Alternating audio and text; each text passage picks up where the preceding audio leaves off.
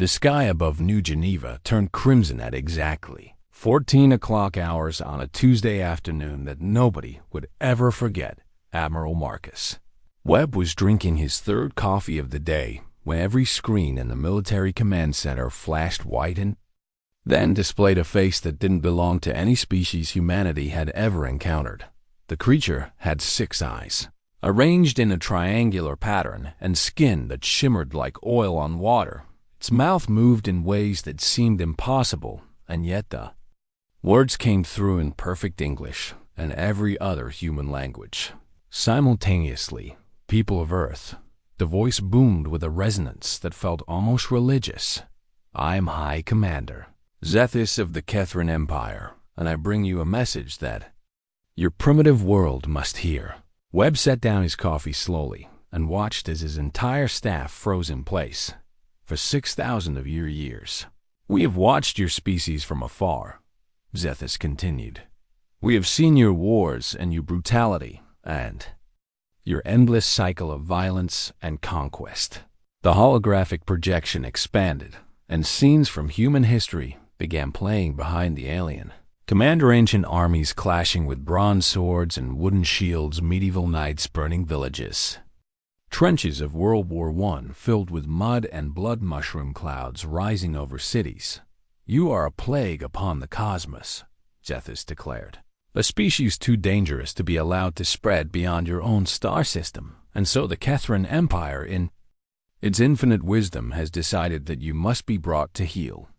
Webb glanced at Dr. Sarah Chen, who stood nearby with her tablet clutched against her chest. Her expression wasn't one of fear, but of intense curiosity. In 30 standard days, our armada will arrive at your planet, Zethus said. You will have until that time to consider your options, and we are not without mercy, so we offer you this choice. Surrender peacefully and accept Kethran rule, or resist and face total annihilation. The commander's 6 eyes seemed to bore through the screen. We have studied you for millennia, and we know every weapon you possess and every tactic you might employ, and resistance is futile. But the choice, as they say, is yours. The transmission ended as abruptly as it had begun. For several seconds, the command center remained completely silent. Then Lieutenant Yuki Tanaka spoke up from her station. Sir, the transmission was broadcast simultaneously to every human colony and outpost across all 7 systems we control. Webb nodded and looked around at his team. Get me the Secretary General and the Joint Chiefs, and I want every xenospecialist we have on staff in this room within the hour. The room erupted into controlled chaos as people rushed to their stations. Chun approached Webb with her tablet extended. Admiral, I need to show you something. He looked at her screen, which displayed a freeze frame of Commander Zethus. Notice the technology, she said, pointing to the edges of the hologram. The resolution is impressive, but the compression algorithms are at least 2 centuries behind our current standards. Webb raised an eyebrow. Go on. And the energy signature from the transmission, Chun continued. It's using quantum entanglement communication, but a very early version of it, and the kind we abandoned in 2647 because it was too slow and too energy intensive. You're saying their tech is outdated. I'm saying their tech is very outdated, Chun corrected, which is strange for a species that claims to have been watching us for 6,000 years. Within the hour, the command center had filled with humanity's brightest minds. Linguists analyzed every word of Zethus's speech. Military strategists examined the brief glimpses of Kethran technology visible in the background of the transmission. Historians cross-referenced the dates mentioned with human development timelines. Dr. Vikram Chaudhary, a physicist specializing in faster-than-light travel, stood before a large display showing calculations. If they're coming from outside our local cluster, and they said 30 days, then they must be traveling at speeds that would turn their ships into plasma. Unless, Tanaka interjected, they're already much closer than they want us to think. Or, Chun added, they have no idea how long it actually takes to get here. Webb leaned back in his chair. Explain that. Chum pulled up a star chart. If the Kethrans have been observing us for 6,000 years, they likely have surveillance posts or stations somewhere in nearby space, but their actual empire, their homeworlds, might be much farther away. She highlighted a region of space roughly 800 light-years distant. If their main fleet is coming from here and they're using the FDL technology we glimpsed in that transmission, then they're not arriving in 30 days. How long? Webb asked. 18 months, Chodari said. Give or take a few weeks. The room fell silent again, so they threatened us with a deadline they can't possibly meet, Tanaka said slowly. Either they're bluffing or they genuinely don't know how long their own travel takes. Webb stood and walked to the star chart. Or they've been so isolated for so long that they've lost track of how the universe actually works. Over the next several hours, more information trickled in. The Kethran transmission had included what they clearly thought were intimidating displays of military might, massive battleships, bristling with weapons energy cannons that could supposedly crack planets, legions of soldiers in powered armor, but every analyst who examined the footage came back with the same assessment. Everything the Kethrans had shown was impressive by the standards of 600 to 800 years ago. Their energy weapons used focusing crystals that humanity had replaced with plasma coils centuries earlier. Their ships had visible external weapons, batteries instead of integrated hull-mounted systems. Their armor, while imposing, appeared to be simple ablative plating rather than the adaptive nanotweave that human soldiers now wore. They're stuck in the past, Chan said during the evening briefing. Not metaphorically, but literally. And they've been watching us, but only from a distance. And only until we developed shielding that blocked their surveillance. So for the last 700 years, Webb said, they've been operating on assumptions based on how we were, not how we are. Exactly, Chung confirmed. They think they're coming to conquer a species that just barely achieved interplanetary flight, and they think we're still fighting with kinetic weapons and chemical propellants. Webb looked out the window at the gleaming towers of New Geneva, where ships came and went from the orbital platforms every few minutes. Humanity had spread across 7 star systems. They had mastered quantum communications and AI-assisted warfare and medical technology that could rebuild a human body from cellular blueprints. They had ended poverty and disease and war among themselves. And they had done it all while preparing for the one thing they feared most, not being ready when something from the dark between stars finally noticed them. All right, Webb said, turning back to his team. We have 18 months, and I want to know everything about these Kethrans by the time they arrive, and more importantly, I want to know why they decided to attack us now after 6,000 years of just watching. And what do we tell the public? Tanaka asked. Webb smiled grimly. The truth. We're not scared because we're not the species they think we are, and we're going to prove it. Dr. Sarah Chun hadn't slept in 36 hours, but her eyes were bright with the kind of excitement that only came from solving a puzzle that shouldn't exist. She stood before a room filled with the greatest military and scientific minds humanity had assembled and prepared to explain why an alien empire's declaration of war was the least threatening thing that had happened to Earth in 3 centuries. The Kethran Empire is dying, she announced without preamble, and they don't even know it. Admiral Webb gestured for her to continue. Chin pulled up a holographic display showing the timeline of human history, overlaid with the dates the Kethrans claimed to have been observing Earth. They started watching us around 4000 BCE during the Bronze Age, she explained, and based on the cultural references in their transmission and the technology they displayed, I believe their active surveillance ended sometime around 2156 CE. That's when we deployed the atmospheric InShield network, said Dr. Shodari. Precisely, Chum confirmed, which means for the last 691 years. They've been blind, and they've been assuming we continued developing at the same rate we had been. Lieutenant Tanaka brought up another display. We've analyzed every frame of their transmission and cataloged their visible technology. The screen filled with images. Catherine ships with external weapons arrays and visible power conduits and armor plating that look thick but inflexible. Their energy weapons use crystal focusing arrays. Tanaka continued, which we abandoned in 2634 because they overheated too quickly and required too much maintenance. Their ships appear to use fusion rockets for sublight propulsion, added Commander James Rodriguez, which means they're fast by old standards, but compared to our gravity well drives, they might as well be standing still. Chun nodded.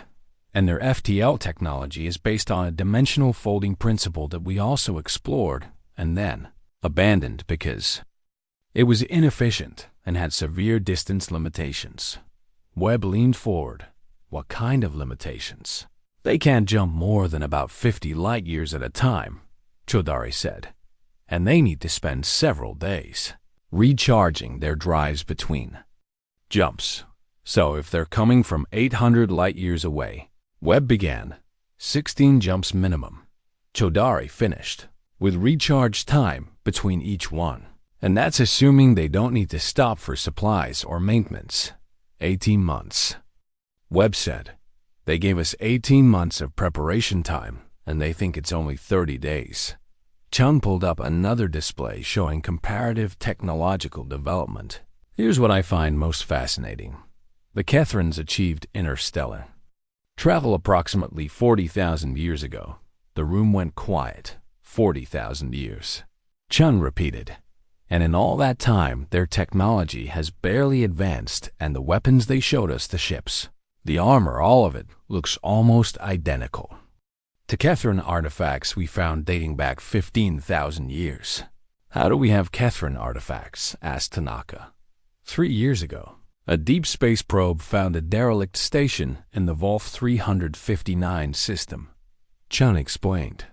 We didn't know what it was at the time, but now that we've seen their technology, I can confirm it was a Kethran observation post, and based on the decay rate, it was abandoned approximately 700 years ago. Right when we deployed the IM shields, Webb said. Right when we vanished from their sensors. Chun confirmed, and they've been planning this invasion based on data that old. Rodriguez brought up a new display showing human technological development over the same period. In the last 700 years, we've gone from barely having colonies on Mars and the Moon to controlling 7 star systems. He said, we've developed an eye that can predict enemy movements before they happen and weapons that can reconfigure themselves mid-battle and medical technology that can regrow entire limbs. We've also, Chun added quietly, stopped fighting each other that hung in the air for a moment. Last war between human factions had ended in 2456 with the Treaty of Titan. For nearly 400 years humanity had been unified not through force, but through the simple realization that they had an entire universe to explore, and fighting over one planet was absurd. The Kethrans watched us during our worst periods. Chun continued. They saw the Bronze Age empires slaughter each other, and they saw the world wars and the nuclear age, and they assumed that violence was our permanent state. She pulled up the final series of images from the Kethran transmission. Look at how Commander Zevis framed his message. You are a plague, and you are too dangerous, and you are stuck in a cycle of violence. He's describing humanity as he thinks we are. Tanaka said, not as we actually are. And here's the critical point. Chun said, leaning forward, the Kethrans achieved technological stability 40,000 years ago, and they stopped innovating, and they stopped changing, and in their culture, that's seen as the ultimate achievement. Perfection maintained forever. Stagnation, Webb said. To them, it's enlightenment. Chun replied, they believe they've reached the pinnacle of civilization, and anything beyond that is unnecessary or even dangerous. Chidari nodded slowly, which is why they fear us. We represent everything they're not. Chun confirmed. We're chaotic. And we're constantly changing, and we never stop pushing forward into a culture that values eternal stability. We must seem absolutely terrifying. Webb stood and walked to the holographic display of the Kethran fleet. So they're coming here to neutralize a threat that doesn't exist anymore, he said, based on information that's 700 years out of date, and using technology that we surpassed centuries ago. That's my assessment, Chum said. And they have no idea, Rodriguez added, that we've been preparing for this exact scenario since we first reached the stars. That was true. Humanity's entire defensive philosophy had been built on a single terrifying question. What if someone out there is stronger than us? Every colony had underground bunkers that could sustain populations for years. Every ship had adaptive AI that could improvise tactics in real time. Every soldier trained not just in combat, but in diplomacy and first contact protocols and cultural sensitivity. The human military had spent 4 centuries preparing for threats they couldn't imagine, and now that an actual threat had arrived, it was almost disappointing how manageable it seemed. What are they vulnerable to? Webb asked. Chen smiled. Gravity for one thing, and our analysis of Zethus's physiology suggests the Kethrans evolved on a world with about 60% of Earth's gravity. So just being here will exhaust them, Tanaka said. If they even make it to the surface, Rodriguez added. Our orbital defenses alone would shred their fleet. But we're not going to do that, Webb said firmly. Everyone turned to look at him. We're not going to slaughter them the moment they arrive, Webb continued, because that would prove them right, and it would prove that we're the violent primitives they think we are. So what do we do? Asked Tanaka. Webb looked at each person in the room. We show them who we really are, he said. We show them that humanity grew up, and we use these 18 months to prepare not for war, but for the most important first contact in human history. Chun nodded slowly. We turn their invasion into a diplomatic mission, whether they want it to be or not, Webb confirmed. And if they still choose violence after seeing what we've become, then at least we'll know we tried. And if we have to fight, Rodriguez said, we'll be ready. We're always ready, Webb replied. That's the one thing the Kethrans got right about us. We prepare for everything. The room fell silent as the weight of the decision settled over everyone. Humanity had 18 months to get ready for either peace or war, and for the first time in their history, they were hoping desperately for peace while being absolutely prepared for war. Get to work, Webb ordered. I want detailed plans for both scenarios on my desk in 72 hours, and someone contact the Secretary General and tell them we need to address the public. As the room emptied, Chun remained behind. Admiral, she said quietly, what if they don't give us a choice? Webb looked at her with eyes that had seen too much of human history. Then we remind them why they were afraid of us in the first place, he said, and we pray we never have to do it again. Commander Zethus stood on the bridge of the flagship Eternal Dominion and felt the deep satisfaction that came from righteous action. Around him, 300 ships prepared for the final jump that would bring them within striking distance of the fins of the primitive human homeworld. Status report, he commanded. His second officer, a young Kethran named Vesk, consulted his display. All ships report ready for dimensional fold, and we will emerge at the edge of the human star system in approximately 6 hours. Zethus nodded, his 6 eyes focusing on the holographic display that showed Earth as it had appeared 6,000 years ago. A blue marble inhabited by creatures barely smarter than animals. It's hard to believe they've survived this long, said War Master Thelks, who stood beside Zethus reviewing tactical plans. The humans we observed were constantly at war with themselves. That is precisely why we must act, Zethus replied. A species so violent and so aggressive cannot be allowed to develop further, and our surveillance teams documented thousands of conflicts in just the first 4,000 years of observation. Vesk shifted uncomfortably, but said nothing. He had reviewed the old surveillance data, and something about it troubled He couldn't articulate exactly what the problem was, that all the data was old. The most recent verified intelligence from Earth was from 691 years ago, when the observation posts had suddenly gone dark. The official explanation was that the humans had finally developed primitive EM shielding, and the High Council had decided that this proved they were advancing too. Quickly, Vesk wasn't so sure. War Master, he ventured, have we considered that the humans might have changed since our last confirmed observations? Phelps's expression hardened. Changed? In a mere 700 years? Impossible. The Kethran Empire achieved perfection 40,000 years ago. Zethus added with pride. And all that time, our society has remained stable and pure and unchanged, because we have no need to change. But humans are not Kethran, Vesk persisted. Their development curve was exponential, and if they maintained that rate, they are primitives. Thelx interrupted, and primitives follow predictable patterns, and by now they likely have basic spaceflight and perhaps crude energy weapons, but nothing that could challenge the might of the Empire. Zethus returned his attention to the tactical display, which showed simulations of the upcoming battle. The simulations were based on human capabilities from 691 years ago, extrapolated forward using conservative estimates. In every simulation, the Kethran fleet achieved total victory within hours. The humans will see our armada, and they will understand their position, Zethus said. And if they are wise, they will surrender and accept our guidance. And if they resist, asked Vesk, then we will demonstrate why the Kethran Empire has endured for 40 millennia.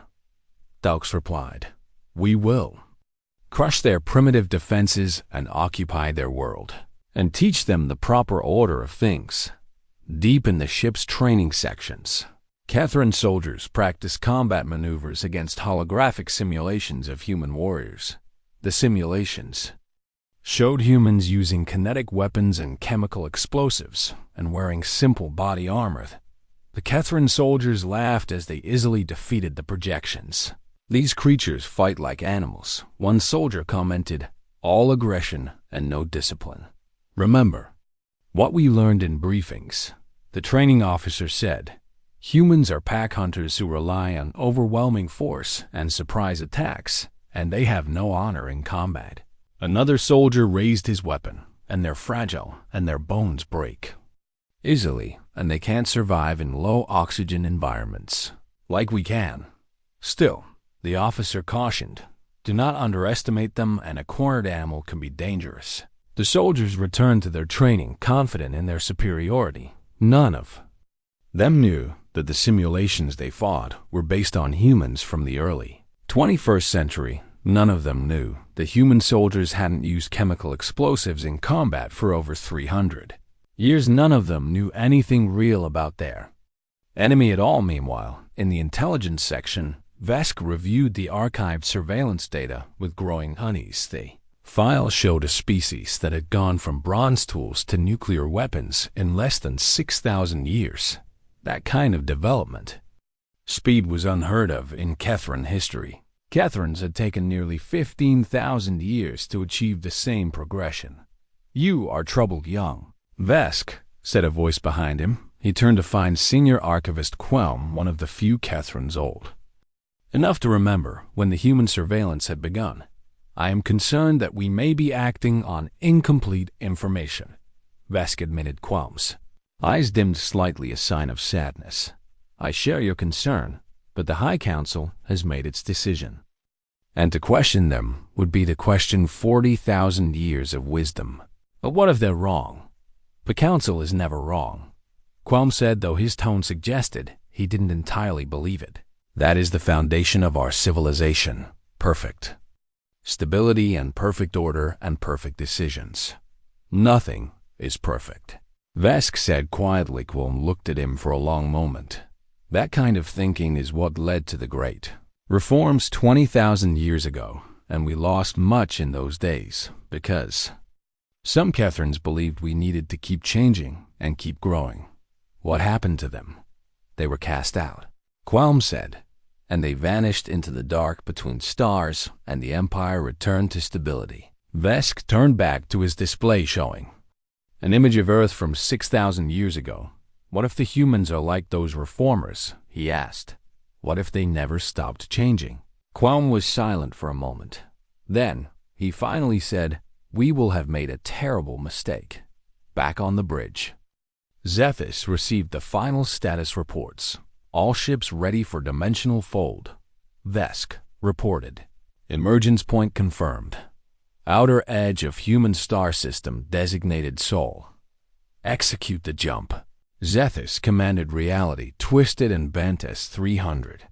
Catherine's ships folded space around themselves and crossed 800 light years in an instant. When they emerged into normal space, the crew cheered. "We have arrived at the moment of humanity's judgment," Zethus announced. "And prepare scanning. Arrays and I want full intelligence on human positions and capabilities within the hour." But even as he spoke, Vesk was staring at his sensor display with mounting horror. "Commander," he said slowly, "I'm detecting energy signatures throughout the system. Human defenses, no doubt." Thelk said dismissively. "Probably orbital platforms with primitive railguns." "Sir, these readings don't match our projections." Vesk continued. "I'm detecting power outputs that should be impossible for their technology level, and there are structures near the fourth planet that are larger than our biggest stations." Zethus frowned. "Clarify." Vesk pulled up the sensor data for everyone to see.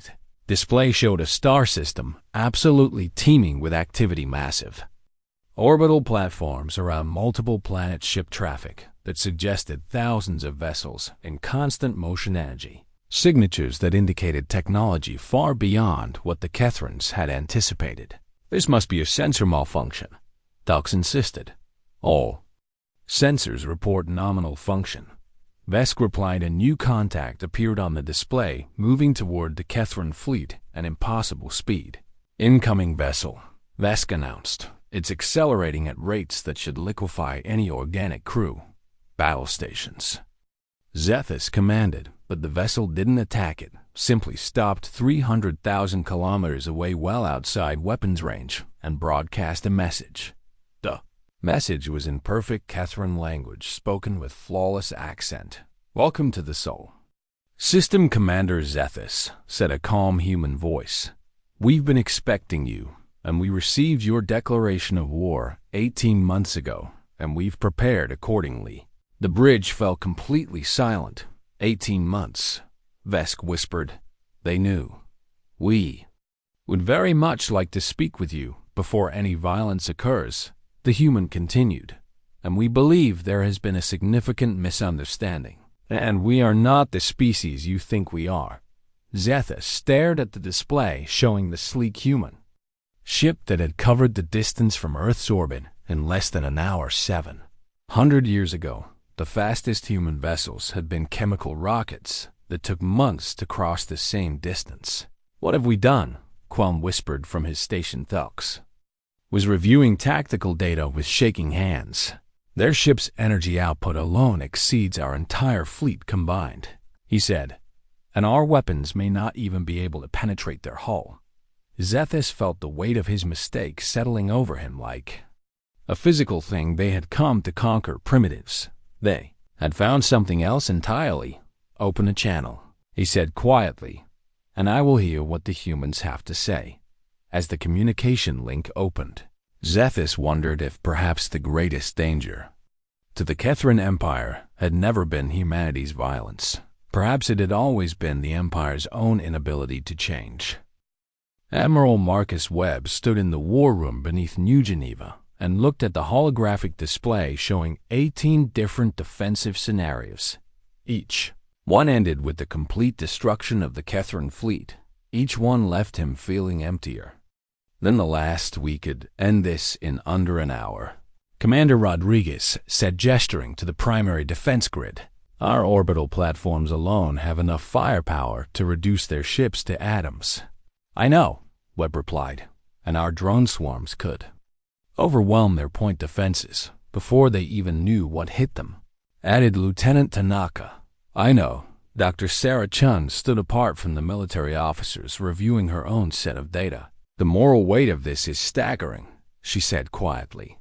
"We have the power to destroy them utterly, and they came here intending to conquer us. But they came here based on a lie," Webb countered.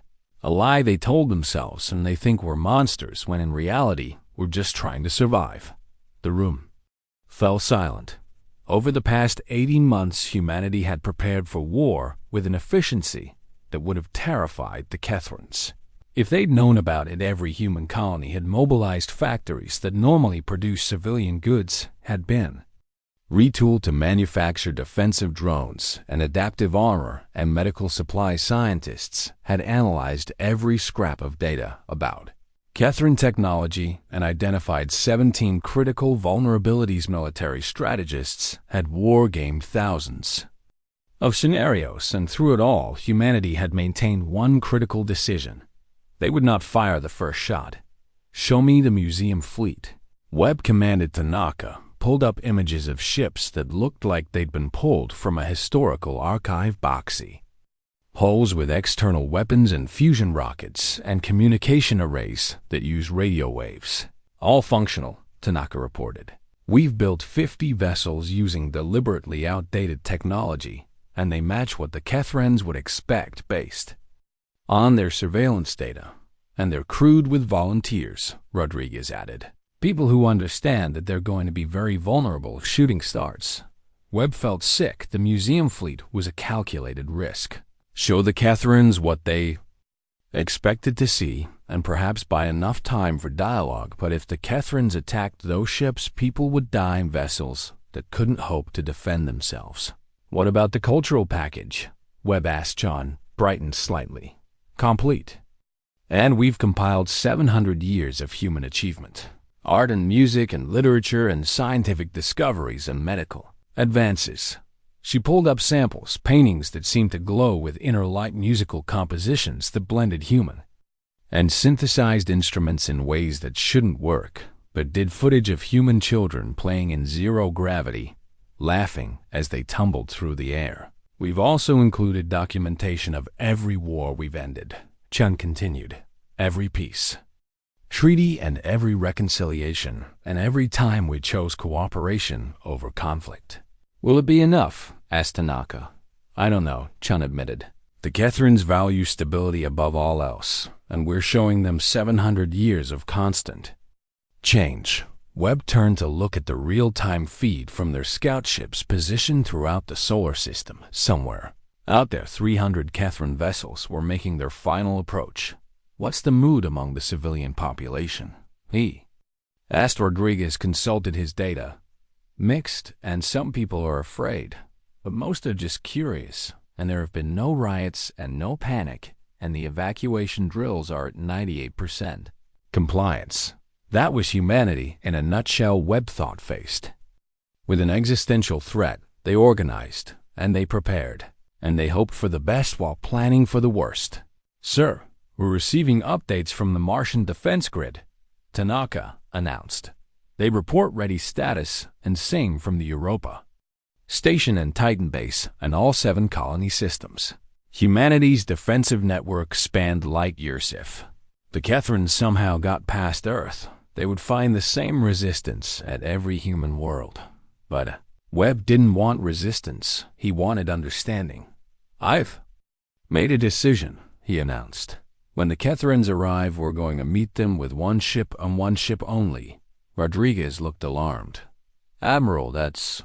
The peacemaker. Webb continued naming humanity's newest and most advanced diplomatic vessel, unarmed except for defensive shields and crewed by a cultural first contact team.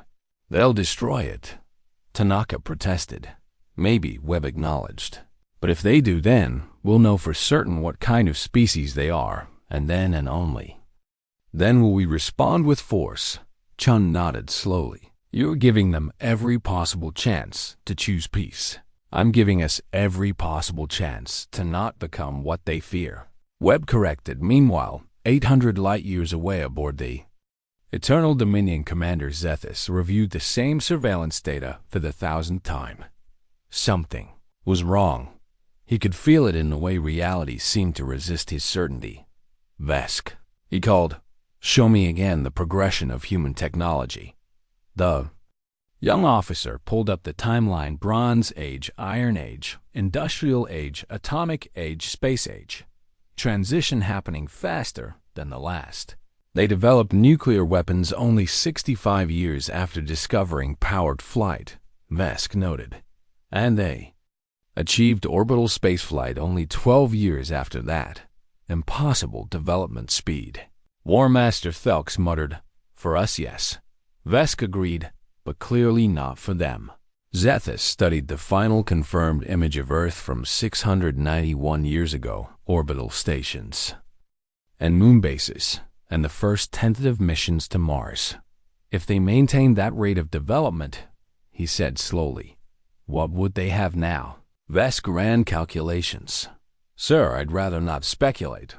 "Do it anyway." The young officer's hands trembled slightly as he input variables. "Conservative estimates suggest they would have colonized their entire star system," he reported. "They would have developed AI and nanotechnology, and possibly faster than light travel." "And weapons?" Zethus asked. "Weapons. That would make ours look like stone axes." Vesk admitted the bridge fell silent. "Why didn't the High Council consider this?" Thelks demanded. "Because the Council operates on the principle of eternal stability," said Senior Archivist Qualm, who had been listening quietly. "They cannot imagine a species that changes as rapidly as humans do, because we ourselves stopped changing 40,000 years ago." "Then we're walking into a trap," Thelks said. "No," Zethus corrected.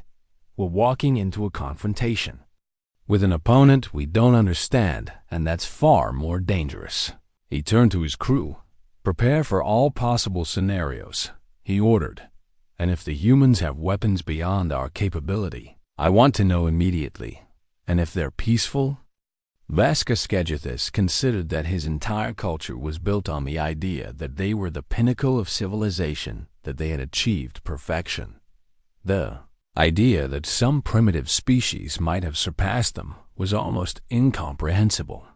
"Then we will face a truth more terrible than any weapon," he said quietly. "We will face the possibility that the Kethran Empire is no longer the most advanced civilization in the galaxy." In the training sections, Kethran soldiers continued their drills, but now some of them were beginning to ask questions. Why are we attacking a species we haven't observed in 700 years? What if they've developed beyond our models? What if we're the primitives? The question spread like a virus through the fleet, and back on Earth, Admiral Webb stood before a window overlooking the city where millions of humans went about. Their daily lives, children played in parks, people laughed in cafe, scientists worked in laboratories, artists created beauty. This was what humanity had become in 700 years. Not a warrior race, not a plague on the cosmos, just people trying to live and grow and understand the universe they inhabited. "Sir," Tanaka called. "The Kethran fleet has entered the outer solar system." Webb took a deep breath. "Launch the Peacemaker," he ordered, "and transmit the cultural package on all frequencies. And if they attack," Webb turned to face his crew, "then we show them that we've learned the hardest lesson in the universe," he said. "That the greatest strength isn't in the ability to destroy your enemy, but in the wisdom to make them your friend." The Peacemaker launched from Earth orbit, a single unarmed ship carrying humanity's hope, racing toward 300 warships carrying the weight of 40,000 years of stagnation, and somewhere between those two forces, the future of two civilizations hung in the balance. The Kethran Armada emerged from their final dimensional fold at the edge of the Sol system, and for a moment, Commander Zethus allowed himself to believe everything would go according to plan. Then reality shattered that illusion. "Contacts," Vesk announced, his voice tight with stress. "Thousands of them." The tactical display lit up like a city at night. Orbital platforms around every planet and moon, massive stations at the Lagrange point ship. Traffic that suggested an industrial capacity beyond anything The Kethrans had imagined and moving through it all with casual grace ships that made the Eternal Dominion look like a relic from a forgotten age. Energy readings. War Master Thelx demanded. Off the scale, Vesk reported. Sir, the largest platform near the third planet is generating more power than our entire fleet combined. Thelx studied the data with shaking hands. That's impossible. Clearly not, said Senior Archivist Qualma. New contact appeared on the display, accelerating toward them. At speeds that defied physics, incoming vessel, Vesk called. Estimated time to intercept, 47 minutes at current velocity. Zethus watched the contact approach. No ship should be able to move that fast. The G-forces would turn any organic crew into paste against their seats, unless the humans had solved inertial dampening. Less. They had technology the Kethrans couldn't even imagine. Battle stations, he ordered, but his hearts weren't in it. Human ships stopped exactly 300,000 kilometers from the Kethran fleet. Perfect weapons range for Kethran. Energy cannons. Too far for effective human kinetic weapons, at least based on old data. They're hailing us, Vesk said. On screen. The face that appeared was human, but not like the humans from the old surveillance data. This one had eyes that seemed to glow faintly with internal circuitry. When it spoke, its words came in perfect Kethran language with nuances that suggested deep cultural understanding. Welcome to the Sol System. Commander Zethus, the human said. My name is Ambassador Sarah Chun, and we've been expecting you. Zethus felt his certainty crumbling. Expecting us, he managed. You broadcast your declaration of war 18 months ago. Chun explained. Your mathematics were incorrect about travel time, but your intent was clear, and we've used that time to prepare. Prepare to defend yourselves. Thelx interjected Chen's expression. Remain neutral. Prepare to meet you, and we believe there has been a significant misunderstanding. There is no misunderstanding, Zethus said, though he no longer believed it. We have observed humanity for 6,000 years, and we know what you are. Do you? Chun asked gently. When was your last confirmed observation of Earth? Silence. On the Kethran Bridge, 691 years ago. Vesk admitted quietly. Chun nodded. You've been operating on data from before we developed EM shielding, and before we unified our species, and before we expanded beyond our home planet. She gestured, and the display changed to show Earth as it was now, a gleaming jewel wrapped in orbital structures. No weapons pointed at space. Just infrastructure and industry, and the visible signs of a thriving civilization. This is humanity now. Chun said, Would you like to see what we've become? Before Zethus could respond, data began flooding the Kethran ships, not weapons.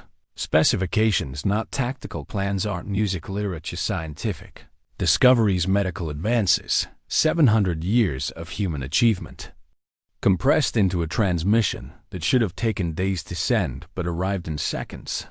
The Kethran crew watched in stunned silence as images flowed across their screens. Children of different ethnic backgrounds playing together in zero-gravity, doctors using nanotechnology to cure diseases that had plagued humanity for millennia, artists collaborating with AI to create works of impossible beauty, engineers building ships that could cross light years in days, and through it all one consistent message. Humanity had changed. You showed us your wars, Chen continued. And yes, we were violent, and yes, we were primitive, but that was then, and this is now. People don't change, Zethus said weakly. You don't change, Chen corrected. The Kethran Empire achieved stability 40,000 years ago, and you've been frozen in that moment ever since. She pulled up a comparison technology from 40,000 years ago versus Kethran technology now. They were nearly identical. Humanity is different. Chun explained. We never stop changing, and we never stop growing, and in the time since your last observation, we've transformed ourselves completely. Lies. Thelx snarled. You're trying to deceive us. I'm trying to save both our species, Chen replied. Because if you attack us now, you will lose, and I don't want that. And I don't think you want that either. Zethus looked at his tactical display at the thousands of human vessels. At the energy readings that suggested weapons he couldn't comprehend. You would destroy us, he said. We could, Chan admitted. Our defensive capabilities exceed your offensive ones by several orders of magnitude, but, Commander, that's not who we are anymore. She leaned forward. 6,000 years ago, you started watching a species that had just learned to work bronze, and you saw us fight and kill and destroy. And you were right to fear that version of humanity. But that humanity is gone.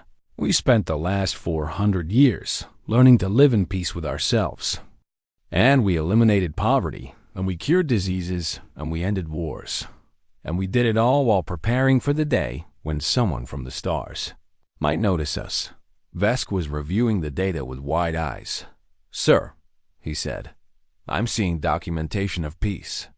Treaties and reconciliation programs and cultural exchange initiatives, and they've been systematically dismantling violence for centuries. Propaganda, Thalx insisted. No, said Qualm quietly. This is real, and I've been alive long enough to recognize truth when I see it. Chung continued. We prepared for you, Commander, and we built defenses that could shred your fleet in minutes. But we also prepared something else. The display changed to show a massive space station under construction near Jupiter, the Gateway Station, Chan explained. Designed as a cultural exchange hub where different species can meet and trade and learn from each other. We built it hoping that someday we'd meet someone from beyond our borders, and we hoped they would come in peace, but we were ready if they didn't. Zethus stared at the station. It was larger than the biggest Catherine City, and it was clearly designed not for war, but for welcome. Why? He asked. Because we learned. Chun said simply, we learned that strength without wisdom is just violence. And we learned that the greatest power isn't destroying your enemies, but making them your friends. We learned what you forgot in 40,000 years of stability. That growth requires change, and that change requires courage. The bridge was completely silent. Sithis felt the weight of his civilization's stagnation crushing down on him. They had come to conquer primitives. They had found instead a species that had evolved beyond them in every meaningful way. What do you want from us? He asked quietly. Communication. Chun replied, understanding and cultural exchange, and maybe someday friendship. We want to learn from you, just as we hope you might learn from us and the Catherine Empire. Endured for 40 millennia, and that's an achievement humanity can barely comprehend. But you stagnated, Veska said. Yes, Chun agreed. And we've grown recklessly fast, and maybe together we can find a balance. Thalk stood abruptly. This is a trick. Is it? Chun asked. Then allow me to prove my sincerity. The human ship's shields dropped. It hung in space completely defenseless. I'm transmitting my ship's exact position and weapon specifications and complete tactical analysis of our defensive capabilities. Chun said, everything you would need to destroy this vessel and potentially exploit our defenses. I'm giving you this information because I believe that trust must start somewhere, and I choose to start here. Zethis stared at the data flooding. His systems, it was exactly what Chun claimed. Complete intelligence on human capabilities, and it was terrifying. The humans had weapons that could tear apart stars' defenses, that could withstand anything the Kethrins possessed AI that could predict and counter every possible attack. They could have annihilated the Kethrin fleet before it even entered the solar system. Instead, they sent one unarmed ship and an offer of friendship. Commander Vesk said softly, what do we do? Zethis looked around at his crew at Thalx, who represented 40,000 years of rigid certainty, and Vesk, who represented the possibility of change, and Qualm, who had seen enough history to know when it was turning. We have a choice, he said slowly. We can attack, and we can die proving that the Catherine Empire will never bend and never change. Or we can do something that hasn't been done in 40,000 years. We can admit we were wrong. Thelx looked like he'd been struck. You cannot be serious. I'm entirely serious, Zethus replied. We came here to eliminate a threat that no longer exists, and we came here because we were afraid of change. But look at what the humans have accomplished. Embracing it. He turned to Chun's image. Ambassador, he said. I accept your offer of communication, and on behalf of the Kethran Empire, I apologize for our hostility. Chun smiled, and it was genuine. Thank you, Commander, she said. Would you like to see what we've built? Over the next hours, Kethran ships were given tours of the Sol system. They saw Earth's gleaming cities, Mars's underground habitats, Europa's ocean research stations, the Gateway Station, where humans were already preparing quarters.